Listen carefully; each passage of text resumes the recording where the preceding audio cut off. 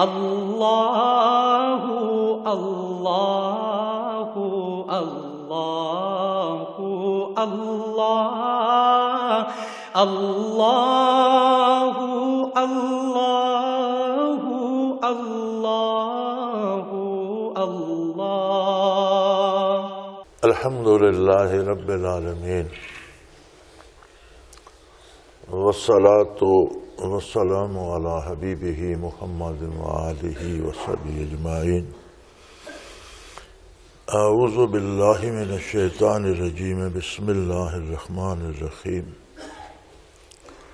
افمن شرح اللہ صدرہ للاسلام فهو علی نور من ربہ فویل للقاسیۃ قلوبہم عن ذکر اللہ اولئک فی ضلال مبین۔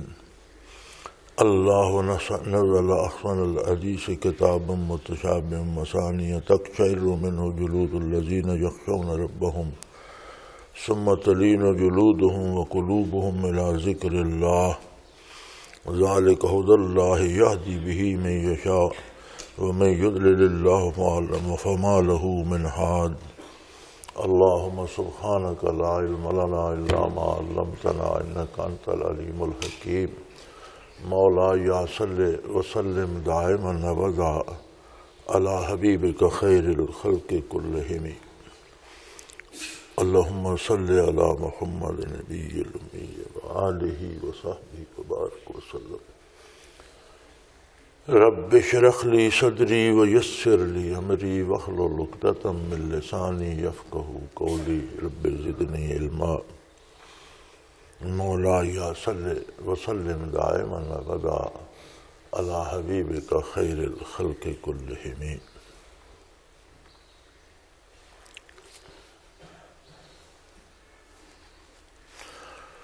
سورہ زمر ہے 24ویں پارے میں ارشاد باری تعالی ہے افمن شرح اللہ صدرہ للاسلام فهو علی نور من ربہ۔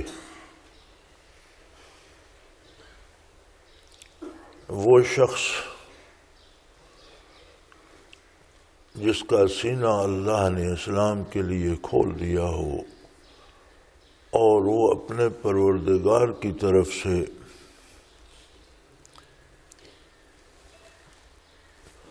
ایک خاص روشنی لیے ہوئے ہو، نور لیے ہوئے ہو۔ وائے ہے ایسے لوگوں پر، افسوس ہے ایسے لوگوں پر جن کے قلوب اللہ کے ذکر کے لیے سخت ہو رہے ہیں۔ ایسے لوگ سری گمراہی میں ہیں۔ اللہ کریم نے بہت خوبصورت باتیں نازل فرمائیں، ایک کتاب جس کی آیات ملتی جلتی ہیں، اور جن لوگوں کو خشیت الہی اللہ سے خاص تعلق حاصل ہو جاتا ہے ان کے تو رونگٹے کھڑے ہو جاتے ہیں اور ان کے کھال اور ان کے دل اللہ کے ذکر کی طرف متوجہ ہو جاتے ہیں۔ یہ ہدایت ہے، رہنمائی ہے، اللہ جسے چاہے عطا کر دے، اور جن لوگوں کو اللہ ہی گمراہ کر دے انہیں کوئی راہ دکھانے والا نہیں۔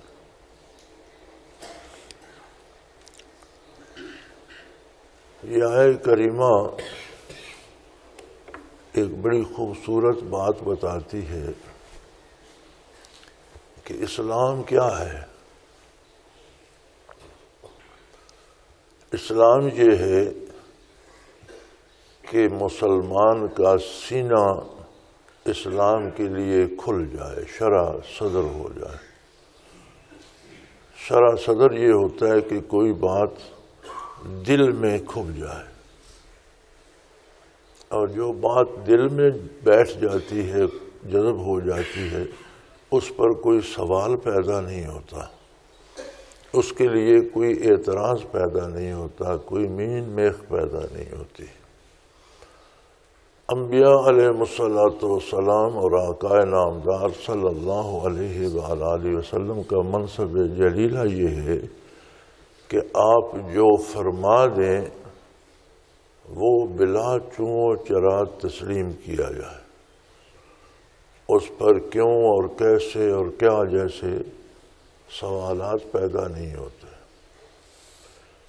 کیوں سوالات پیدا نہیں ہوتے؟ انسانی مزاج ہے، اسے کوئی بات بھی بتائی جائے تو یقیناً وہ اس کے کئی پہلو دیکھنا اور پرکھنا چاہتا ہے کہ یہ بات کیسے ہے، کیوں ہے، اس میں کس حد تک صداقت ہے، اس سے کیا نفع ہوگا، کیا یہ بات کوئی نقصان بھی دے سکتی ہے۔ بہت سی باتیں انسان اس کے بارے جاننا چاہتا ہے، لیکن جو بات اللہ کا نبی ارشاد فرما دے اس میں مزید کچھ جاننے کی ضرورت باقی نہیں رہتی۔ یہ ایمان کی دلیل ہے، یہ مومن کی شان ہے۔ کافر کو تو پھر بھی اعتراض رہتے ہیں، سوال رہتے ہیں، حجتیں اور حجت بازی کرتے ہیں۔ تو مومن کیوں اس بات کو بلا چوں چرا تسلیم کر لیتے؟ فرمایا اللہ اس کا شرح صدر فرما دیتے ہیں، اس کا سینہ اسلام کے لیے کھول دیتے ہیں۔ جو بات لبھائے مبارک سے نکلتی ہے سیدھی دل میں اتر جاتی ہے۔ اس کا مطلب یہ ہے کہ نبی علیہ السلام کے ساتھ تعلق کا مفہوم یہ ہے کہ شرح صدر ہو جائے، دل کھل جائے، سینہ کھل جائے۔ نبی کریم صلی اللہ تعالی علیہ وآلہ وسلم کی ذات بابرکات اس قدر بابرکت اور اس قدر پر نور تھی کہ جس نے بھی کلمہ پڑھا اور اس نے حضور اکرم صلی اللہ علیہ وآلہ وسلم کو دیکھا یا حضور اکرم صلی اللہ علیہ وسلم کی نظر اس پر پڑی تو وہ صحابی ہو گیا۔ صحابیت بظاہر تو صحبت سے ہے، جس نے حضور کی صحبت پائی صحابی ہو گیا، لیکن شرعاً صحابیت ایک منصب ہے اور ایسا عظیم منصب ہے کہ ہر صحابی دیانت میں، امانت میں، صدق میں، خلوص میں، سچائی میں، جانثاری میں غیر صحابی سے بہت بلند ہے۔ یعنی تمام خوبیاں جو انسان میں ہو سکتی ہیں صحابی میں اس درجے کی پائی جاتی ہیں جو غیر صحابی کو نصیب نہیں ہوتی ہیں، اس سے بہت بلند ہوتی ہیں۔ ہمارے دل میں اہل اللہ کی عظمت ہوتی ہے اور جسے ہم ولی سمجھتے ہوں اس کا ہم بے پناہ احترام کرتے ہیں،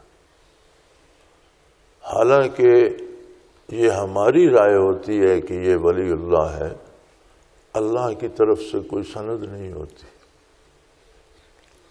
ہمارا گمان ہوتا ہے، ہم اس کا عقیدہ، کردار، نیکی، ورع، تقوی دیکھ کر ہم سمجھتے ہیں یہ ولی اللہ ہے اور اس کا ہم ادب و احترام کرتے ہیں۔ لیکن اگر واقعی کوئی ولی اللہ ہو، ایک نہیں، روئے زمین کی ساری آبادی کو ولایت نصیب ہو جائے، ہر فرد ہی ولی اللہ ہو، سب کی ولایت جمع کریں تو بھی تبع تابعین کے قدموں کی خاک تک نہیں پہنچتی۔ تبع تابعین سے اوپر تابعین ہیں۔ تابعیت جہاں ختم ہوتی ہے وہاں سے صحابیت کا درجہ شروع ہوتا ہے۔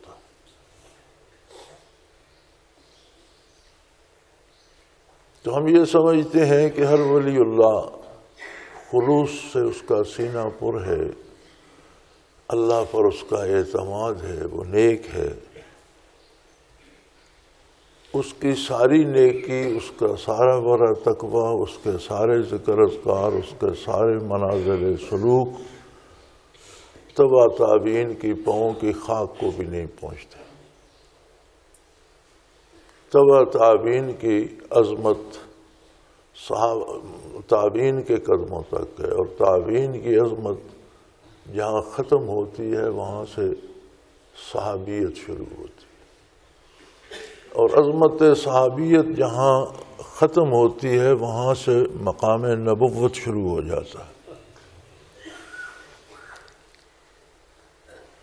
پھر صحابہ سے اوپر نبی کریم صلی اللہ علیہ وآلہ وسلم کی عظمت ہے۔ تو ایک قاعدہ پڑھنے کے لیے بھی وقت لگتا ہے، کوئی کتاب کسی استاد سے پڑھنی پڑے، استاد اچھا ہو، ذہین طالب علم بھی ہو، اس کے لیے بھی وقت لگتا ہے۔ درجہ بدرجہ ہمیں جب پڑھنا پڑے تو 15 16 16 18 سال بچہ پرائمری سے لے کر ایم اے تک لگا جاتا ہے، عمر کا ایک حصہ لگ جاتا ہے۔ تو یہ عجیب بات ہے کہ صحابی بننے کے لیے کتنا وقت درکار ہوگا، جہاں تمام عالموں کی عظمت دم توڑ دیتی ہے، جہاں تمام پڑھے لکھوں کی پڑھائی رک جاتی ہے، جہاں تمام نیک اور پارسا لوگوں کی پارسائی ختم ہو جاتی ہے، اس عظمت پہ جو فائز ہیں انہیں کتنا وقت لگا۔ ایک نگاہ تھی حضور اکرم صلی اللہ علیہ وسلم کی، اس ایک نگاہ نے انہیں یہ مدارج عطا کر دی۔ اب جن کی عمریں خدمت عالی میں بسر ہوئی ان کا عالم کیا ہوگا، جہاں ایک نگاہ صحابی بنا جاتی ہے، وہاں جن کی برسوں عمریں خدمت عالی میں صرف ہوئیں ان کا کیا عالم ہوگا۔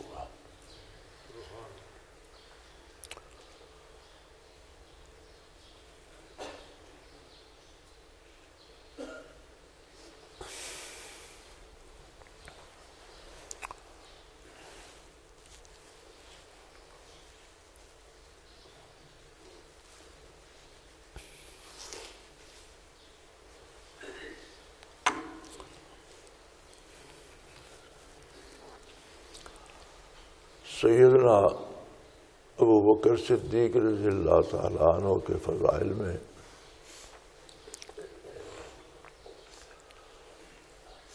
سب سے اوپر یہ بات آتی ہے کہ شب ہجرت نبی علیہ الصلوۃ والسلام کی ذات ستردہ صفات تھی اور ابو بکر صدیق تھے، کوئی تیسرا ساتھ نہیں تھا۔ یعنی وہ مبارک ہستی جو بعثت سے لے کر قیامت تک براہ راست روشنیاں تقسیم فرماتی رہی، نور بانٹتی رہی، اور جو تخلیق آدمیت سے لے کر اپنی بعثت تک بالواسطہ انبیاء اور رسل کے واسطے سے نور بانٹتی رہی، وہ ہستی اور اس کی ساری توجہ جب ایک فرد کے ساتھ تھی تو اس کا کیا عالم ہوگا۔ پھر اثناء سفر وہ وقت بھی آیا جب قدوم مبارک زخمی ہو گئے، ابو بکر آنگاہ بدوشش گرفت، تو اس وقت ابو بکر صدیق رضی اللہ تعالی عنہ نے حضور اکرم صلی اللہ علیہ وسلم کو اپنے کندھوں پہ بٹھا لیا،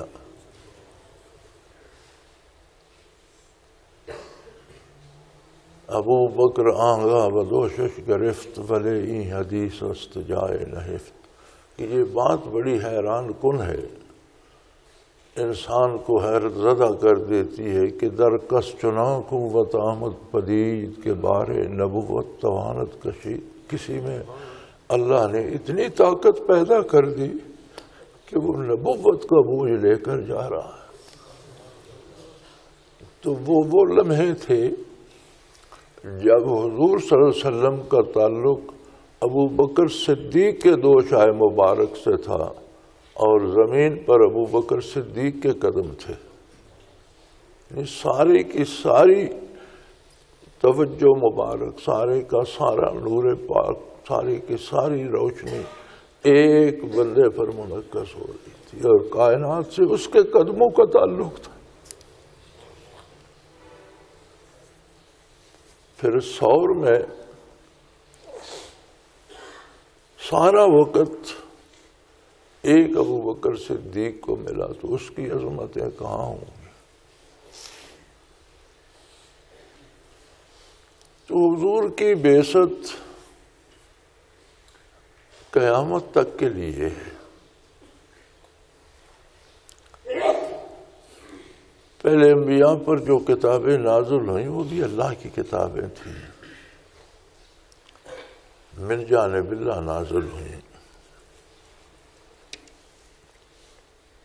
جو صحیفے نازل ہوئے وہ بھی اللہ کی طرف سے تھے۔ انبیاء پر جو وحی نازل ہوئی وہ سب اللہ کی طرف سے تھی اور ساری حق تھی، لیکن مرور زمانہ نے اسے بدل کے رکھ دیا۔ آسمانی کتابیں بدل دی گئیں، وہی الہی کے ارشادات لوگوں نے بدل دیے، الفاظ و مفاہیم، حتیٰ کہ آج کوئی پہلی کتاب، کوئی صحیفہ اپنی اصلی حالت میں نہیں ملتا۔ حضور اکرم صلی اللہ تعالی علیہ وسلم پر جو کتاب نازل ہوئی اس کا بھی اللہ کریم نے حفاظت کا ذمہ لے لیا۔ انا نحن نزلنا الذکر وانا لہ لحافظون، یہ نصیحت، یہ کتاب ہم نے نازل فرمائی ہے اور ہم ہی اس کی حفاظت کے ذمہ دار ہیں۔ آج 15ویں صدی کا بھی تقریباً ہم نصف کے قریب آ گئے ہیں۔ 1450 سال میں اس کی کوئی زیر زبر، کوئی نکتہ، کوئی پیش، کوئی ٹنڈا تبدیل نہیں کیا جا سکتا، حالانکہ دنیا کفر نے بڑی زور لگائے، بڑی طاقت لگائی، الفاظ بدل کر کتابیں چھاپ کر تقسیم کی، کہیں زیر زبر بدل دیے، کہیں نکتے بدل، لیکن کوئی کوشش نہ آج تک کامیاب ہو سکی، نہ قیامت تک کامیاب ہو۔ پھر کتاب بھی وہی موجود ہے جو صحابہ کرام کے سامنے نازل ہوئی۔ اسلام وہی نور ہے جو اس کتاب میں ہے، اور اس کتاب کی تشریح معلم کتاب آقا نامدار صلی اللہ علیہ وآلہ وسلم نے فرمائی، وہ بھی صحابہ کے سامنے ہے۔ حضور کی ذاتی برکات، انوارات ان کے سینے میں ہیں، انہیں تو شرح صدر نصیب ہو گیا۔ افمن شرح اللہ صدرہ للاسلام فهو علی نور من ربہ، ان کے تو سینے کھل گئے اسلام کے لیے اور اللہ کی طرف سے ان کے سینوں میں نور آ گیا۔ تو کیا یہ نعمت ختم ہو گئی صحابہ تک پہنچ کر؟ حضور اکرم صلی اللہ علیہ وسلم کی بعثت عالی ہمیشہ کے لیے ہے، قیامت تک کے لیے ہے۔ آپ کی کتاب کو قیامت تک کے لیے اللہ نے محفوظ فرما دیا، جو کتاب آپ پر نازل ہوئی۔ آپ کے ارشادات کو، حدیث مبارک کو اللہ نے اسی حلقے حفاظت میں لے لیا۔ کتاب کی حفاظت کا مطلب یہ نہیں کہ صرف الفاظ و حروف کی حفاظت ہوگی۔ کتاب کی حفاظت کا مطلب تو یہ ہے کہ اس کتاب کے الفاظ بھی محفوظ رہیں گے، اس کے معنی و مراد جو رسول اللہ صلی اللہ علیہ وسلم نے فرمایا وہ بھی محفوظ رہیں گے، ایسے لوگ بھی محفوظ رہیں گے جو اس کتاب پر حقیقی طور پر ایمان بھی رکھتے ہوں گے، عمل بھی کرتے ہوں گے، تب جا کر کتاب محفوظ ہوگی نا۔ آپ ایک حکم کو کہتے ہیں جی یہ محفوظ رہے گا، تو اسے مال خانے میں جمع کرا دیں، کوئی اسے جانتا نہ ہو تو کیا ہے اس کی حفاظت؟ کتاب کے غیر محفوظ ہونے کے لیے یہی کافی ہے کہ اسے کوئی جانتا ہی نہ ہو۔ تو گویا اس حفاظت الہیہ میں کئی چیزیں آ گئیں کہ کتاب کے الفاظ بھی محفوظ رہیں گے، کتاب محفوظ رہے گی، اس کے معنی محفوظ رہیں گے، کتاب کو اور کتاب کے معنی کو جاننے والے بھی رہیں گے، اور یہ روئے زمین پر اس پر عمل بھی ہوگا، تب حفاظت کا تقاضا پورا ہوتا ہے۔ کتاب بھی رہے گی، اس کے مفاہیم بھی رہیں گے، اس کے پڑھنے والے پڑھانے والے بھی رہیں گے، اس کو مان کر اس کے مطابق عمل کرنے والے بھی رہیں گے۔ تو یہ سب کیا ہے؟ یہ ہے برکات محمد الرسول اللہ صلی اللہ علیہ وآلہ وسلم۔ تو اس کا مطلب ہے کہ برکات نبوت بھی قیامت تک رہیں گی، اور جب روئے زمین سے برکات نبوت سمٹ جائیں گی، دنیا کی زندگی ختم ہو جائے گی۔ یہ دنیا کی حیات ہیں برکات نبوت، جب یہ اٹھ جائیں گی تو قیامت قائم ہو جائے گی، زمین بھی پھٹ جائے گی، آسمان بھی پھٹ جائیں گے، کچھ باقی نہیں رہے گا، نہ سورج چاند ستارے، ہر چیز تباہ ہو جائے گی۔ یہاں تک تو بات سمجھ میں آتی ہے، اور طے شدہ بات ہے کہ یہ ساری برکات باقی رہیں گی۔ دیکھنا یہ ہے، میں نے، آپ نے، ہر فرد نے اپنا اپنا جواب دینا ہے۔ آپ مجھ سے بہتر ہیں کہ آپ نے صرف اپنا جواب دینا ہے۔ میں ایسی جگہ پر بیٹھا ہوں کہ جہاں مجھے آپ لوگوں کی طرف سے بھی جواب دینا پڑے گا۔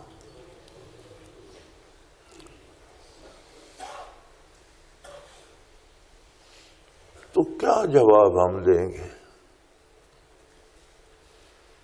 کیونکہ یہاں تو قرآن نے فیصلہ کر دیا، افمن شرح اللہ صدرہ للاسلام فہو علی نور من ربہ۔ انسانوں کے دو طبقے ہیں، ایک وہ ہے جس کا سینہ اللہ نے اسلام کے لیے کھول دیا، اور وہ اللہ کی طرف سے نور پر، روشنی پر ہے، اس کے سینے میں نور بھر دیا۔ اس کا مطلب ہے کہ برکات نبوت بھی باقی رہیں گی، وہ کیفیات شرح صدر کی درجہ بدرجہ ہوں گی۔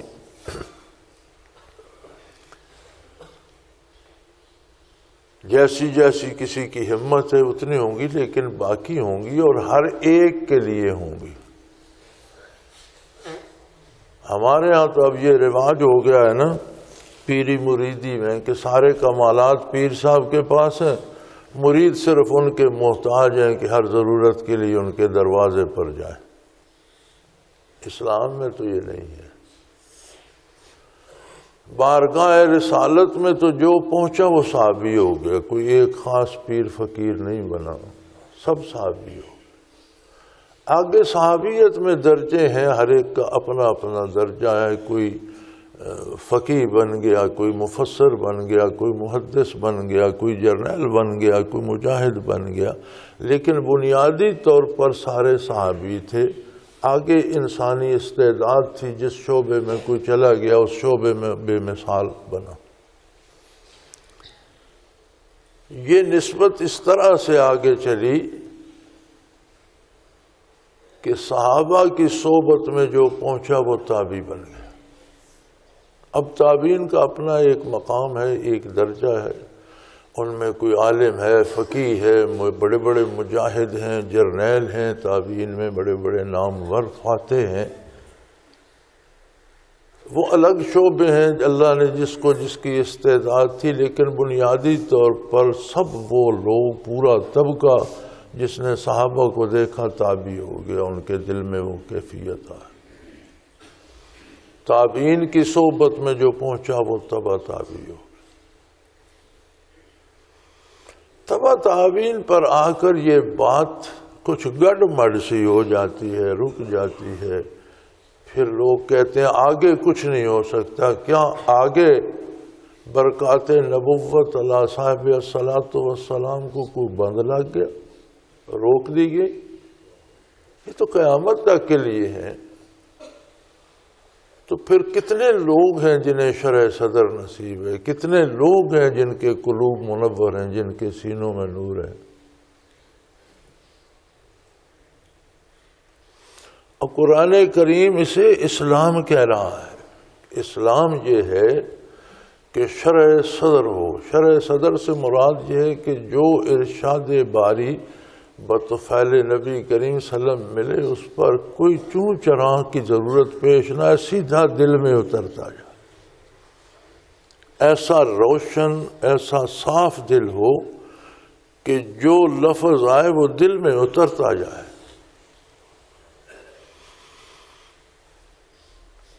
اور فرمایا افسوس ہے ان پر، فویل للقاسیۃ قلوبہم من ذکر اللہ، افسوس ہے ان لوگوں پر، یعنی وہ سخت افسوس میں ہوں گے، سخت نقصان کر رہے ہیں اپنا، جن کے دل اللہ کے ذکر کے لیے سخت ہو رہے ہیں، قبول نہیں کر رہے ذکر کو، کیونکہ اس کا تعلق نور ایمان سے ہے۔ ایمان لائیں گے تو دل کھلے گا، دل کا دروازہ۔ تو یہ کفار کی صفت ہے کہ ان کے دل نور سے خالی ہوتے ہیں، ذکر سے خالی ہوتے ہیں۔ ہم حضرت شیخ المکرم رحمۃ اللہ تعالی علیہ کو اللہ ان کے درجات ہمیشہ بلند فرمائے، استاد کہا کرتے تھے۔ اب تو یہ لفظ سننے میں نہیں آتا، لیکن ہم ہمیشہ حضرت کو استاد کہا کرتے تھے۔ استادوں کی خدمت میں جا رہا ہوں، استادوں نے یہ فرمایا، استادوں سے یہ بات عرض کرنی، ہمیشہ استاد کہتے تھے، اور شیخ ہوتا بھی استاد ہی ہے۔ اس زمانے کے جو ساتھی اللہ پاک جنہیں ابھی تک حیات دی ہوئی ہے، یہ جانتے ہیں سارے کہ ہم حضرت رحمۃ اللہ کو استاد کہتے تھے۔ شیخ استاد ہوتا ہے کہ جو برکات نبوت، جو کیفیت شرح صدر کی اور جو نور اس کے قلب میں ہے، وہ اپنے متبعین کو، اپنے متعلقین کو پڑھائے، سکھائے، تربیت کرے، اور وہ ان کے سینوں میں بھی بھرے۔ یہ کوئی ایسی چیز نہیں ہے کہ پیر صاحب کے پاس تو پڑی رہے گٹھڑی میں بند اور مرید صرف آئیں پیر کی زیارت کرتے رہیں، یہ کوئی طریقہ نہیں ہے۔ پیر استاد ہوتا ہے، مرید طالب ہوتا ہے۔ جو کمال پیر میں ہے وہ اسے مریدوں کو سکھانا چاہیے۔ اگر اس کا سینہ روشن ہے تو مریدوں کا بھی سینہ روشن کرے۔ یہ الگ بات ہے کہ ہر ایک کی کیفیت اپنی ہوگی، ہر ایک کی استعداد اپنی ہے، فطری استعداد اپنی ہے، شعور اپنا ہے، مجاہدہ اپنا ہے، خلوص اپنا ہے، بہت سی چیزیں درکار ہوتی ہیں اور ہر ایک کی الگ الگ ہیں، لیکن جتنی جس کی ہے اسے اتنی تو نصیب ہونی چاہیے۔ خالی تو کسی کو نہیں ہونا چاہیے کہ وہ میں مریدی خوش رہے کہ میں پیر صاحب کا مرید ہوں، تو کیا فائدہ، کیا حاصل کیا؟ اور اگر کوئی ایسے لوگ ہوں کہ جن کے دل ذکر کے لیے سخت ہوں، دل روشن نہ ہو سکے، ذکر قبول نہ کرے، فرمایا اولئک فی ضلال مبین، وہ کھلی گمراہی میں ہے، وہ ہدایت پر نہیں ہے۔ ہم قرآن کریم کو پڑھتے ہیں ثواب کے لیے، اور ثواب ہے بھی، کیفیات کے لیے پڑھتے ہیں، کیفیات ہیں بھی، اللہ کی رضا کے لیے پڑھتے ہیں، اللہ راضی بھی ہوتے ہیں، لیکن قرآن کریم کی بات سمجھنے کے لیے بھی پڑھنا چاہیے۔ قرآن کریم کے پڑھنے، اصل تو اس کتاب اللہ کی کتاب ہے، اس کا دیکھنا بھی عبادت ہے، اس کا چھونا بھی عبادت ہے، اس کا پڑھنا بھی عبادت ہے، اس کا پڑھنا سنت ہے۔ اگر کوئی بلند آواز سے پڑھ رہا ہو تو سننا فرض ہو جاتا ہے، اس کا سننا فرض ہے۔ اس کی برکات نصیب ہوتی ہیں، جیسے حضرات فرمایا کرتے تھے کہ صابن ہے، اللہ اللہ کرتے ہیں، قرآن پڑھتے ہیں تو صابن ہے، صابن بے دھیانی سے بھی لگائیں تو کچھ نہ کچھ میل کٹتا ہی رہتا ہے، توجہ سے لگائیں تو فوراً کپڑا صاف ہو جاتا ہے، بے دھیانی سے بھی لگائیں تو میل تو کٹتا ہی رہتا ہے۔ تو اس کی برکات تو ہوتی ہیں، لیکن اس کا اصل مفہوم یہ ہے کہ یہ کیا کہہ رہا ہے، وہ بات تو سمجھی جائے۔ یہ فرما رہا ہے کہ بندے، اللہ کے بندے وہ ہیں جن کے سینے اسلام کے لیے کھل جاتے ہیں۔ میرے پاس خط بھی آتے ہیں، اور آج کل تو ای میل پہ چلے گئے تو 60-70 ای میل روز ہوتی ہیں، ان میں بعض بڑی دلچسپ ہوتی ہیں۔ جی آپ میرے لیے دعا کریں، میں نمازی ہو جاؤں، مجھ سے نماز نہیں پڑھی جاتی، میرے لیے دعا کریں، میں ذکر کرنے لگ جاؤں، میں جانتا تو ہوں ذکر اچھا ہے پر مجھ سے ہوتا نہیں۔ رات بھی ایک ای میل تھی، کوشش تو کرتا ہوں، مجھ سے نہیں ہوتا۔ بھئی دیکھو، اللہ نے سورج چڑھا دیا ہدایت کا، روشنیاں بکھیرنے والا سورج محمد الرسول صلی اللہ علیہ وسلم کی ذات، جو ہمیشہ روشنیاں تقسیم فرماتی رہے گی۔ آپ کو آنکھیں بھی دیں، توفیق بھی دی، فرصت بھی دی، عمر بھی دی۔ اب آپ ساری زندگی آنکھ کھول کر نہیں دیکھتے اور کہتے ہیں دعا کرو میں دیکھ سکوں، تو کیا ہوگا؟ اگر نمازیں میری دعا سے آپ نے پڑھنی ہے تو اللہ قادر تھا، وہ قانون بنا دیتا، جو نماز نہیں پڑھے گا اس کی نظر بند ہو جائے گی۔ کون تھا جو نہ پڑھتا؟ وہ فرما دیتا جو نماز نہیں پڑھے گا اس کے دل کی دھڑکن رک جائے گی، اس کی سانس نہیں آئے گی، مر جائے گا۔ کون تھا جو نہ پڑھتا؟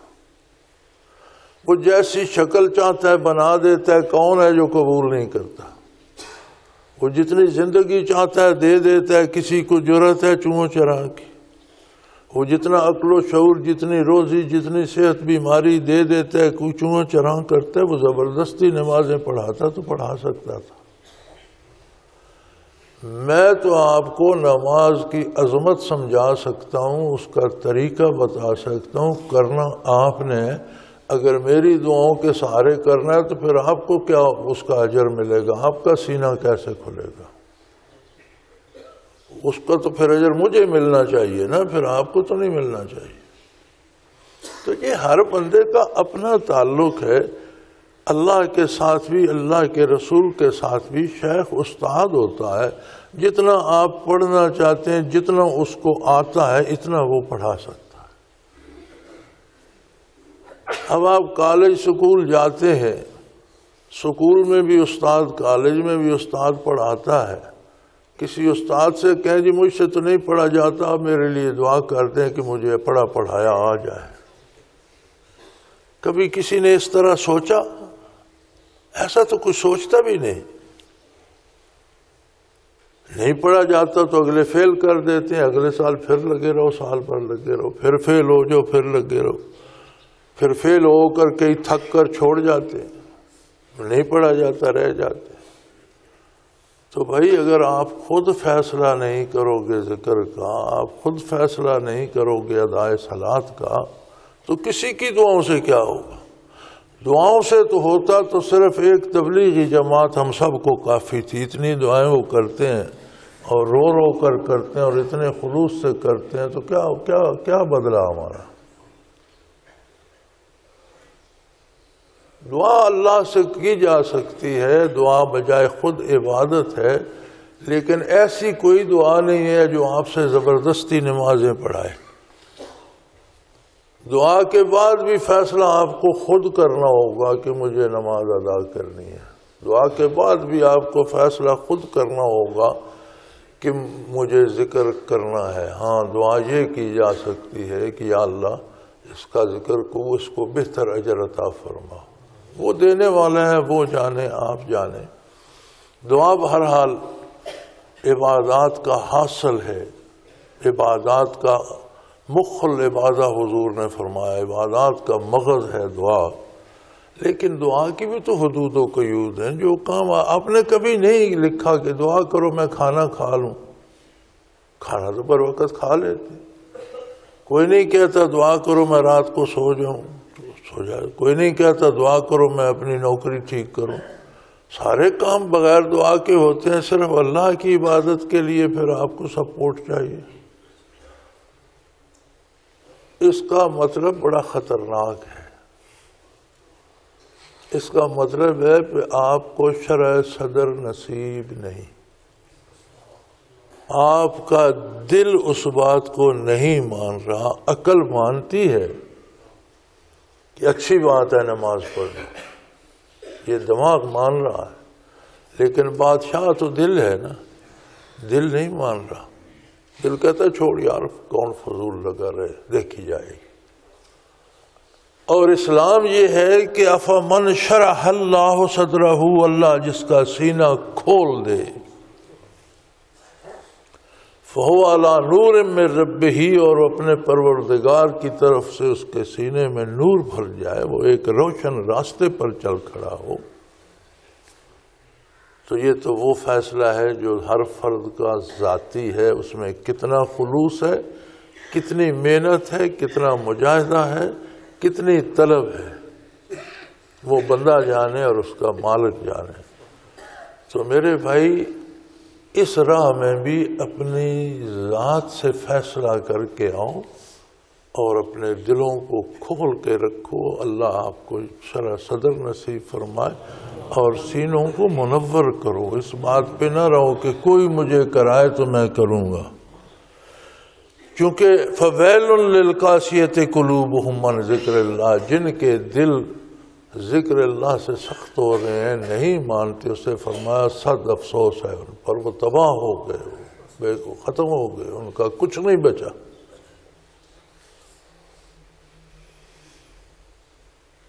اولئک فی ضلال مبین، وہ کھلی گمراہی میں ہے۔ اللہ کی کتاب تو سچی ہے، سچی باتیں کرتی ہے، سچے فیصلے سناتی۔ دو طبقے بیان فرمائے اس آیہ کریمہ نے، ایک وہ جن کا شرع صدر ہے، سینہ کھلا ہے اسلام کے لیے، وَهُوَ عَلَى نُورٍ مِّن رَبِّهِ، اور انہیں اللہ کی طرف سے، پروردگار کی طرف سے ایک نور نصیب ہے جس راہ پہ وہ چل رہے ہیں۔ اور ایک وہ طبقہ جن کے سینے اسلام کے لیے کھلے نہیں، دل ذکر کو قبول نہیں کرتے، فرمایا یہ گمراہی میں۔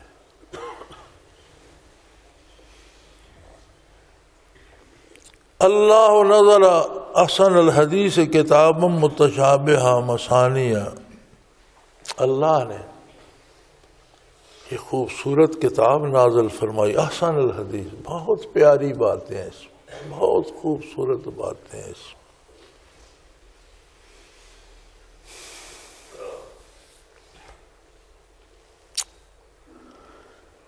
کلام جو ہوتا ہے وہ متکلم کی کیفیات کا آئینہ دار ہوتا ہے۔ بات جو ہوتی ہے اس میں بات کرنے والے کے مزاج، طبیعت، شخصیت، ذات کا عکس ہوتا ہے۔ جاہل ایک بات کرتا ہے، اس کا انداز مختلف ہوتا ہے اور بات بتا دیتی ہے کہ بندہ جاہل ہے۔ وہی بات ایک عالم کرتا ہے، وہی الفاظ ہوتے ہیں، معنی بھی وہی ہوتا ہے، لیکن وہ بات کا انداز بتا دیتا ہے کہ یہ بندہ جاننے والا ہے، پڑھا لکھا ہے، شریف آدمی ہے، سمجھدار آدمی ہے۔ اگر بندوں کی باتوں میں ان کی ذات کا عکس ہوتا ہے تو اللہ کریم کے ذاتی کلام میں اس کی عظمت مترشح نہیں ہوگی۔ سب سے زیادہ جو مترشح ہوگی عظمت الہی وہ اللہ کے ذاتی کلام میں ہوگی۔ پھر وہ کلام براہ راست تو ہم تک نہیں آیا، پھر وہ کلام قلب اطہر محمد الرسول اللہ صلی اللہ علیہ وسلم پر نازل ہوا، پھر وہی الفاظ لب مبارک اور زبان مبارک اصدق الصادقین پر جاری ہوئے۔ اگر اندازہ تو کریں، اللہ کریم کا ذاتی کلام ہے، قلب اطہر رسول اللہ صلی اللہ علیہ وسلم پہ نازل ہوا، لب مبارک سے، زبان مبارک سے یہی الفاظ نکلے جو آج ہم پڑھ رہے ہیں۔ اللہ کریم فرماتے ہیں اللہ نزل احسن الحدیث، بہت خوبصورت بات ہے، بہت پیاری بات ہے، اللہ نے نازل فرمائی، یعنی ان میں عظمت الہی کا پرتو بھی ہے، نور نبوت اور جمال نبوت بھی لیے ہوئے ہیں، اور آپ کو کیا کرنا ہے، کیا نہیں کرنا، کیا ماننا ہے، کیا نہیں ماننا، زندگی کے سارے نشیب و فراز بھی بتا رہی ہیں۔ اگر صرف زندگی کے نشیب و فراز بتا دیتی تو بہت بڑی بات تھی، لیکن صرف وہ نہیں، ان میں تو اس طرح مٹھاس ہے کہ جس کی مثال دنیا میں اور کہیں نہیں ملتی۔ کہاں میں، کہاں آپ، کہاں ذات اقدس رسول اللہ صلی اللہ علیہ وسلم، کہاں عظمت الہی۔ وہی الفاظ جو اللہ نے قلب اطہر پہ نازل فرمائے، وہی الفاظ جو حضور کے لب مبارک سے نکلے، وہی الفاظ میں اور آپ دہرا رہے ہیں۔ تو ہر لفظ، ہر حرف شیرینی سے پر ہے، نور سے بھرا ہوا ہے۔ اب وہ لذت ہمیں نہیں ملتی یا وہ نور ہمارے دل میں نہیں آتا تو پھر یہ قصور ہمارا ہے، ورنہ اللہ کریم فرماتے ہیں اللہ نزل احسن الحدیث، بہت خوبصورت باتیں اللہ نے نازل فرمائی، بہت خوبصورت، کتنی پیاری۔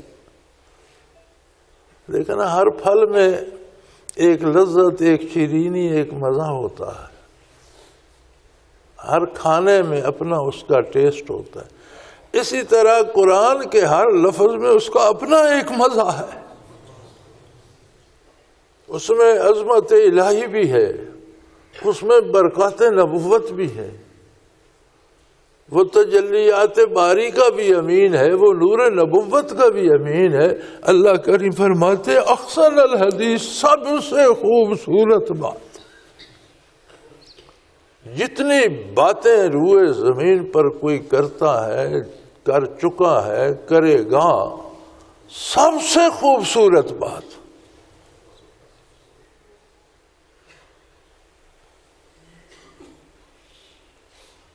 ایک ایسی کتاب متشابہ مسانیہ جس کی باتیں ملتی جلتی اور دہرائی جاتی ہیں، بار بار ایک کام کی تاکید کی جاتی۔ ایک بار کہہ دیا نماز قائم کرو، اقیم الصلاۃ تو کافی تھا. فرمایا بار بار قرآن کہتا ہے. ایک دفعہ کہہ دیا اللہ پر ایمان لاؤ کافی تھا، بار بار یعنی ہر دفعہ وہ ایک نیا طاقت کا انجیکشن لگاتا ہے کہ یہ مریض بچ جائے. اب اگر مریض ہی نہ لگوائے تو پھر اس کا کیا ہے. ہر آیت انہی مفاہیم کو دہراتی ہے. ہر واقعہ اللہ کی طرف دعوت دینے کا سبب بنتا ہے. ہر قصہ عظمت الہی کو جانشین کرانے کا، ذہن نشین کرانے کا سبب بنتا ہے. تو کتنا احسان ہے اس کا کہ اس نے اتنی کتاب نازل فرمائی اور بار بار باتوں کی تاکید بار بار دہرایا ان کو. پھر ملتی جلتی آیات ہیں. اب جن میں وہ شرح صدر اور نور قلب ہوتا ہے، تقشعر منہ جلود الذین یخشون ربہم، جن میں خشیت الہی ہوتی ہے. خشیت اور تقوی ایک کیفیت ہوتی ہے. ترجمہ تو ان کا خشیت کا بھی ڈر لکھ دیا جاتا ہے اور تقوی کا بھی ڈر، لیکن یہ ڈر ہوتا ہے کہ میرا جو تعلق پیار کا، عابد و معبود کا، اللہ کے مالک اور میرے مملوک ہونے کا، میرے بندہ ہونے کا جو رشتہ ہے، کہیں اس میں کوئی دراڑ نہ آ جائے. یہ ڈر جو ہے اسے تقوی اور خشیت کہتے ہیں. تو یہ ڈر تب پیدا ہوگا جب پہلے اللہ کریم سے ہمارا تعلق ہوگا. ہمارا تعلق ماننے اور اطاعت کرنے کا ہے، اس کا تعلق ہمیں عطا کرنے اور بخشنے کا ہے. تو فرمایا جن میں یہ تعلق، یہ خشیت ہوتی ہے، ان کے تو بال کھڑے، رونگٹے کھڑے ہو، تقشعر بال کھڑا ہو جاتا ہے. اور ثم تلین جلودہم وقلوبہم الی ذکر اللہ، پھر ان کی کھال سے لے کر نہا خانہ دل تک ہر ذرہ بدن اللہ کا ذکر کرنے لگ جاتا.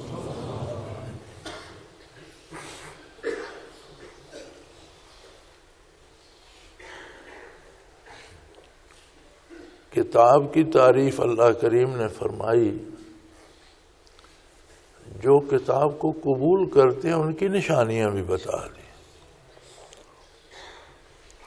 کتاب پر عمل تب جا کر آسان ہوتا ہے جب سینہ کھل جائے، دل روشن ہو جائے، اور جب کتاب الہی پڑھیں یا سنیں تو تقشعر منہم جلود الذین، ان کی کھال پر بال کھڑا ہو جاتا ہے،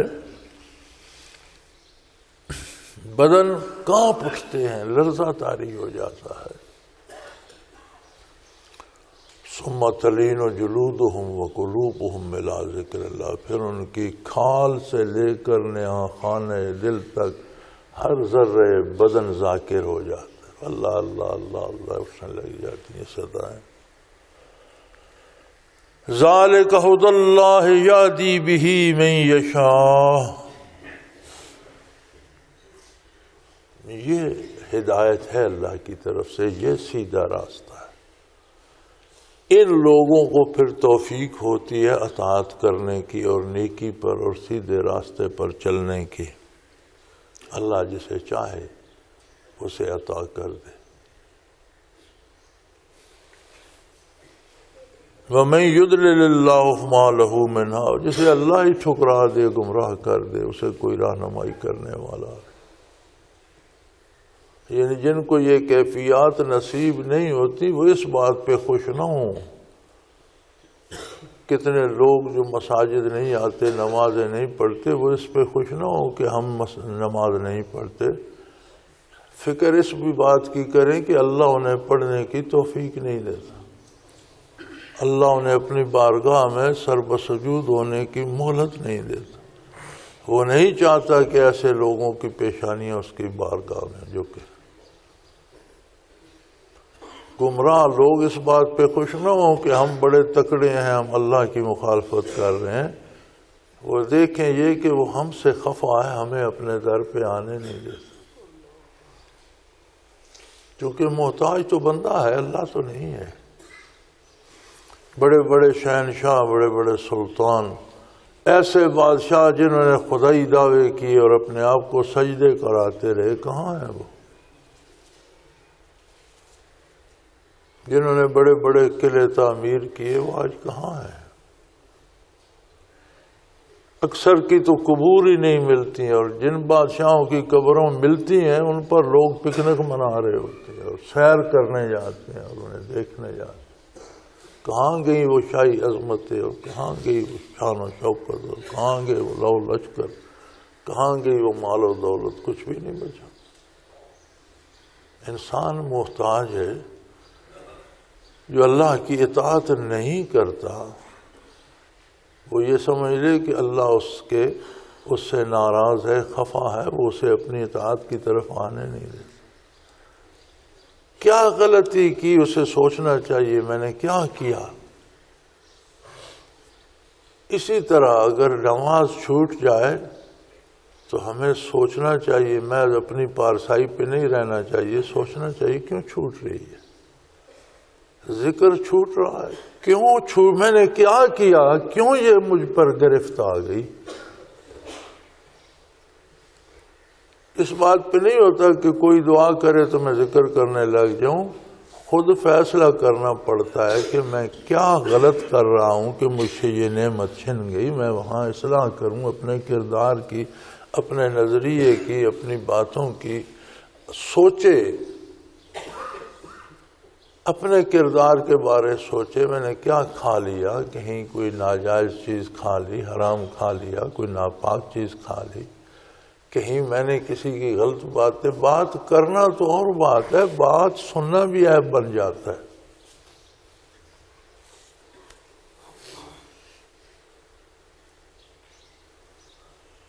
یہود پر اسی پر عذاب نازل ہوا تھا، سماعون للکذب، کہ یہ جھوٹ سنتے تھے۔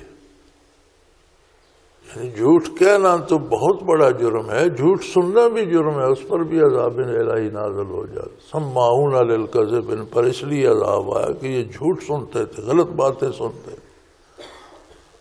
اب یہاں ہماری زندگی ایسی ہو گئی ہے کہ ہم پلے سے پیسے دے کر ناول اور افسانہ خریدتے ہیں، ہمیں پتہ ہوتا ہے یہ سارا جھوٹ ہے، پیسے بھی دیتے ہیں، وقت بھی دیتے ہیں، رات دن اسے پڑھنے پہ لگاتے ہیں، حالانکہ پتہ ہوتا ہے سارا مفروضہ ہے، اس میں کوئی حقیقت نہیں۔ دھکے کھا کر بلیک میں ٹکٹ لے کر فلم دیکھتے ہیں، سب کو پتہ ہوتا ہے کہ جھوٹی کہانی ہے، کسی کو شبہ ہے یہ سچ ہے۔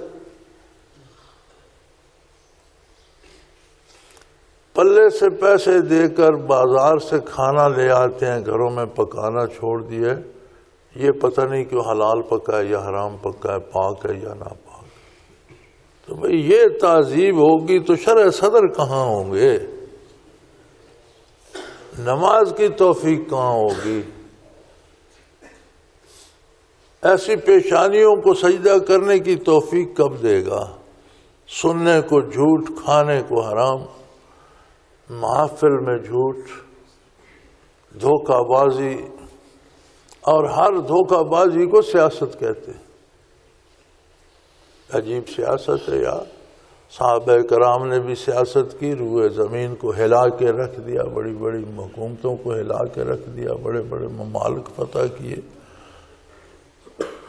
تو ان کے تو قریب سے بھی جھوٹ نہیں گزرتا تھا، یہاں سارے ہی جھوٹ ہے، نعرے بھی جھوٹ، وعدے بھی جھوٹ، قاعدے قانون بھی جھوٹ۔ ایک قانون بن گیا وہ غریب پر لاگو ہو جاتا ہے، امیر پر نہیں ہوتا، عجیب قانون ہے۔ تو میرے بھائی، ہر ایک کو یہ اللہ کریم نے میزان دے دیا ہے، ایک ترازو لگا دیا ہے قرآن کریم میں، ہر ایک کو اپنے آپ کو اس کے مطابق تولنا چاہیے۔ ایک شیشہ گاڑ دیا ہے یہاں، ہر ایک کو اپنا چہرہ اس میں دیکھنا چاہیے۔ پیر کو بھی، شیخ کو بھی دیکھنا یہ ہے کہ وہ استاد ہے، کیا وہ آنے والوں کی تربیت پوری دیانت، امانت، خلوص اور پوری محنت سے کر رہا ہے؟ آنے والوں کو بھی دیکھنا ہے کہ کرایہ بھی خرچ کیا، وقت بھی صرف کیا، تکلیف بھی اٹھائی، کیا پایا، کیا سیکھا؟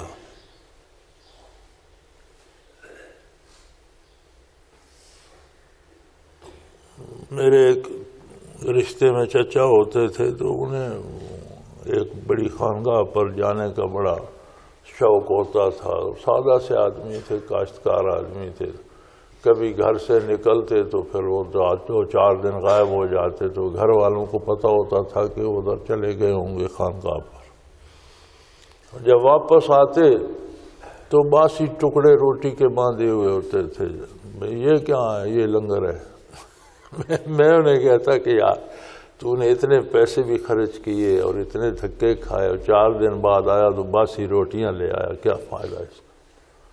یہ تو گھر میں ہی روٹی رکھ چھوڑتے، وہ باسی ہو جاتی، چوتھے دن کھا لیتے.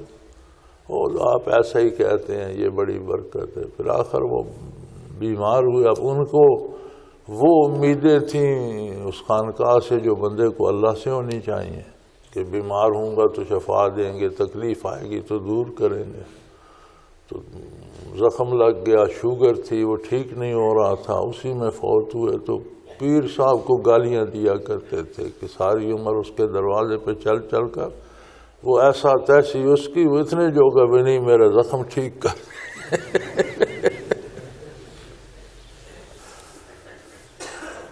تو پھر ان چیزوں کا انجام تو ایسا ہی ہوتا ہے.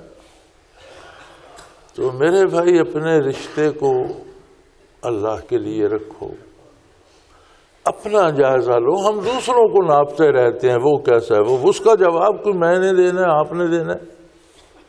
اپنا جواب دینا ہے، اپنے کو ناپو، اپنے شرح صدر کو دیکھو کیا حضور کی بات سینے میں اترتی ہے یا پھنس جاتی ہے، حلق میں تو نہیں اٹک جاتی، اس پر کیوں کیسے کیا تو نہیں پیدا ہوتا.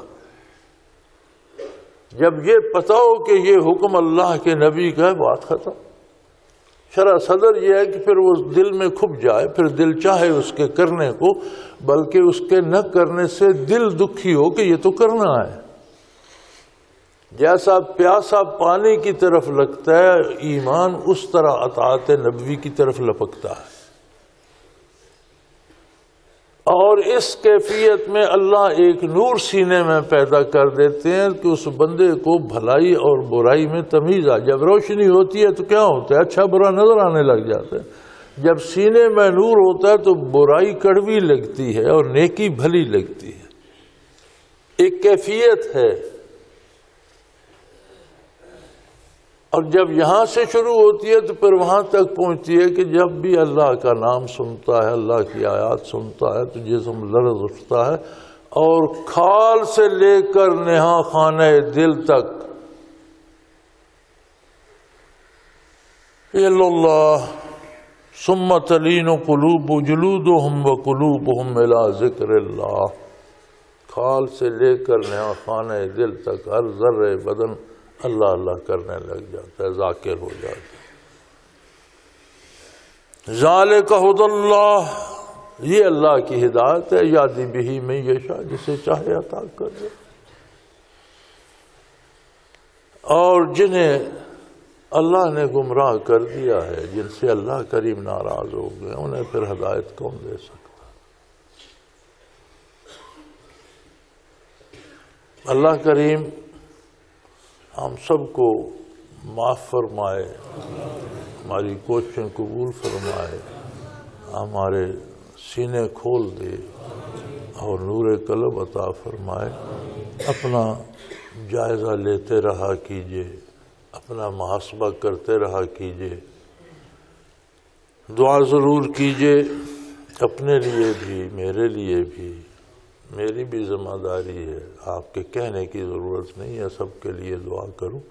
لیکن بات تب ہوگی جب عملاً آپ کریں گے. اللہ کریم توفیق عطا فرمائے. آخر دعوانا ان الحمد للہ رب العالمین.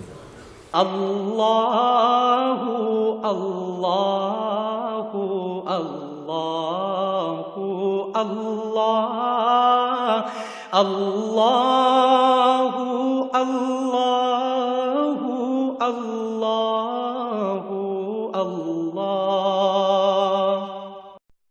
حضرت امیر محمد اکرم آوان مد ذلہ العالی دارالعرفان منارہ ضلع چکوال میں سالہ سال سے قرآن و حدیث کے اوپر خطابات کر رہے ہیں اور سلسلہ نقشبندیہ اویسیہ کے مطابق لوگوں کو ذکر الہی کی تربیت دے رہے ہیں۔ وہ قرآن پاک کی تفسیر ترتیب وار بیان کر رہے ہیں۔ تفسیر قرآن کو وہ موجودہ ملکی اور بین الاقوامی حالات کے مطابق بیان کرتے ہیں۔ موٹر وے سے کلر کہار کے انٹرچینج سے نکلتے ہوئے کلر کہار کی جھیل سے ہوتے ہوئے میانی، بوچھال اور نورپور سے گزرتے ہوئے دارالعرفان منارہ پہنچ سکتے ہیں۔ حضرت امیر محمد اکرم آوان نے بچیوں اور بچوں کی دینی اور دنیاوی تعلیم کے لیے سقارہ اکیڈمی کے نام سے ایک درسگاہ بھی قائم کی ہے، جس کا افتتاح ملک پاکستان کے صدر جنرل محمد ضیاء الحق نے اپنے دست مبارک سے کیا تھا۔ وہ تمام احباب جو اسلام کی طلب رکھتے ہیں ان سے گزارش ہے کہ دارالعرفان منارہ ضلع چکوال میں امیر محمد اکرم آوان صاحب کے خطابات سے مستفید ہوں۔ وہ ہر جمعے کو نماز سے پہلے بیان فرماتے ہیں۔ ہر ماہ کی پہلی اتوار کو ماہانہ اجتماع ہوتا ہے جس میں آپ خصوصی خطاب فرماتے ہیں اور پاکستان کے چاروں صوبوں سے احباب اس اجتماع میں شرکت کرتے ہیں۔ اس کے علاوہ یہاں سال میں 2 مرکزی اجتماعات بھی ہوتے ہیں، ایک رمضان المبارک میں اعتکاف کا اجتماع اور دوسرا جولائی اور اگست میں 40 دن کا اجتماع ہوتا ہے جس میں روحانی تربیت کی جاتی ہے۔ اپنا خون سیماب دے کر اتنا ہم کر جائیں گے، نام آقا کا چمن میں پھر رقم کر جائیں گے۔